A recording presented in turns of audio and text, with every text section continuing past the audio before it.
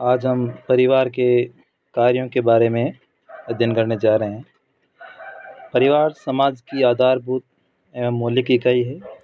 इस दृष्टि से समाज की सार्वभौमिक ये संस्था है। परिवार द्वारा अनेक कार्य किए जाते हैं, जिन्हें मोटे रूप से दो भागों में बांटा जाता है। एक होता है सार्वभौमिक कार्य, जो सभी जगह होते हैं। परंपरागत कार्य, जो प्राचीन काल से ही चले आते आ रहे हैं। सार्वभौमिक कार्य में पहला है यौन इच्छाओं की पूर्ति।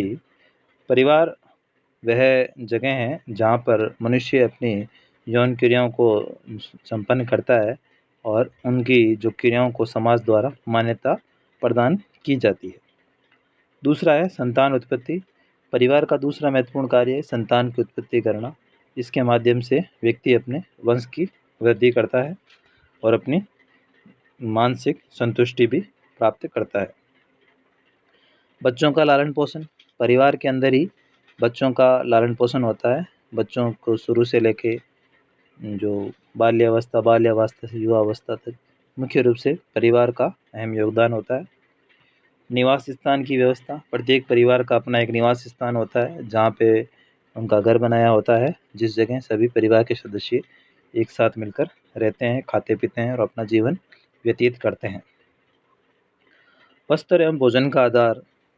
परिवार का मुख्य कार्य परिवार के सभी सदस्यों के लिए रोटी, कपड़ा और मकान की व्यवस्था करना होता है। इसके अंतर्गत वह वस्त्र भी प्रदान करते हैं अपने सभी सदस्यों को, भोजन भी देते हैं और उनकी निजी आवश्यकताओं की भी पूर्ति की जाती है। शारीरिक सुरक्षा का साधन। परिवार के सदस्य अपने आप को परिवार के साथ रहकर शारीरिक रूप से सुरक्षित महसूस करते हैं।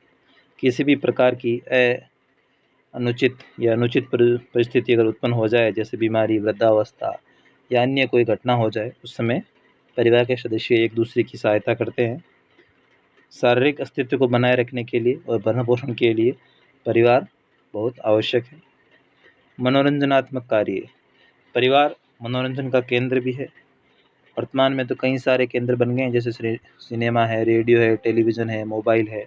लेकिन एक समय ऐसा था जब मनुष्य का संपूर्ण मनोरंजन का कार्य परिवार द्वारा ही किया जाता था। परिवार के अंदर संगीत, भजन, खेल, तमाशे आदि होते रहते आए हैं। मनोवैज्ञानिक कार्य भी होता है परिवार के। परिवार अपने सदस्यों के लिए मनोवैज्ञानिक कार्य करता है। ये सदस्यों में प्रेम, सहानुभूति और सद्भावना पैदा करता है और उन्हें मानसिक सुरक्षा और संतोष भी देता है। अब परिवार के कुछ परंपरागत कार्य भी हैं, जिनमें आर्थिक कार्य।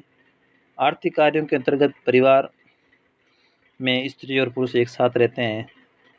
प्रत्येक समाज की व्यवस्था के अनुसार स्त्री अपना कार्य करती है और समाज की दूसरी व्यवस्था कहीं ऐसी भी है जहाँ स्त्री पुरुष मिलकर काम करते हैं, कहीं पुरुष अकेला काम करता है, स्त्री घर के कार्य करती है। श्रम विभाजन पाया जाता है। प्रत्येक व्यक्ति का अपना महत्व है, वो स्पष्ट होता है। श्रम स्पष्ट है, कौन सा कार्य किसके द्वारा किया जाएगा, ये स्पष्ट होता है। परिवार उपभोग का एक केंद्र है, जहाँ सामूहिक आय होती है और उस आय में से कुछ भाग को भविष्य के लिए भी कई बार बचा के रखने की प्रवृत्ति पाई जाती है। समाजीकरण के भी कार्य परिवार करता है। जिस तरह से हमने पहले देखा, बालक की बाल्यावस्था, युवावस्था आदि का मूल समय परिवार में ही होता है, तो वह समाजीकरण का एक महत्वपूर्ण अभिकरण भी है परिवार। सामाजिक नियंत्रण का कार्य भी परिवार करता है।